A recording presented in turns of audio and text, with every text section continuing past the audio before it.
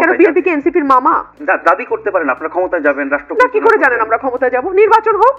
NCP যখন দাবি করে যে একমাত্র তারাই অভ্যুত্থান ঘটিয়েছে এবং আমাদের সিনিয়র নেতাদের সঙ্গে তারা যে ভাষায় কথা বলে টকশোগুলো তো আমরাও দেখি যে তারাই নাকি করেছে, তো তাদের তো তাহলে এখন বাংলাদেশের মানুষ যদি আওয়ামী লীগকে রিফিউজ করে এবং রিফিউজালের প্রধান একটা পক্ষ তো এনসিপি নিজেকে দাবি করে, তাহলে তো তাদের মানে গণজোয়ারে গণভোটে ভেসে 300 আসনের মধ্যে 290টাই পাওয়ার কথা।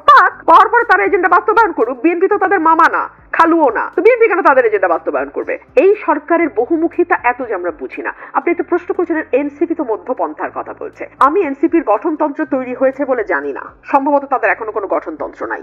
তারা ঠিক কোন আদর্শের উপর ভিত্তি করে রাজনীতি করতে যাচ্ছে সেটাও কিন্তু আমরা জানি না। আমরা তাদের রাজনীতিটা পুরোটাই দেখেছি আওয়ামী লীগ কেন্দ্রিক। আওয়ামী লীগকে ব্যান করো, আওয়ামী লীগের মানে সব পুরোটাই আওয়ামী লীগ কেন্দ্রিক। এর বাইরে তারা মানুষকে কি দেবে, তারা কি ডেলিভার করবে আমরা জানি না। তাদের দুটো দাবি, একটা হচ্ছে আওয়ামী লীগ নিষিদ্ধ করো, আরেকটা হচ্ছে বিএনপি কে দিয়ে সব সংস্কার, মানে বিএনপি যাতে তারা যা বলবে মামাবাড়ির যত আবদার আছে বিএনপি সবগুলোর সাথে তাল মিলিয়ে যাবে। এই হচ্ছে তাদের দুটো, মানে এখন পর্যন্ত মেইনলি তাদের এই দুটো জিনিস আমি দেখছি। তো এই দুটো আবদারের মধ্যে তাদের গঠনতন্ত্র কি, আদর্শ কি, তারা কি করতে চায়, তারা মানুষকে কি দেবে, তারা যদি আগামীতে রাষ্ট্র ক্ষমতা আছে। দেখুন নাজমুল ভাই, প্রতিটা দল কিন্তু নির্বাচনে যায় জিতবার জন্য, হারবার জন্য কোনো দল নির্বাচনে যায় না। সুতরাং প্রতিটি দলের একটা প্ল্যান থাকতে হবে যে আমরা ক্ষমতায় গেলে কি করব।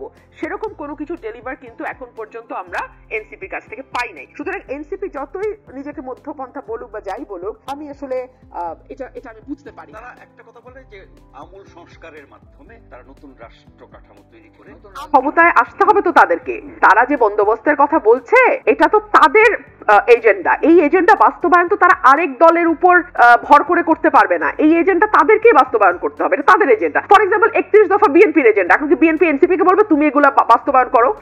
মানে একটা বালখিল্যতার তো একটা সীমা থাকে, তাই না? আমরা যে আলোচনাগুলো করছি আমাদের তো ন্যূনতম জ্ঞানের দরকার নেই, কাণ্ড জ্ঞানটা আছে তো।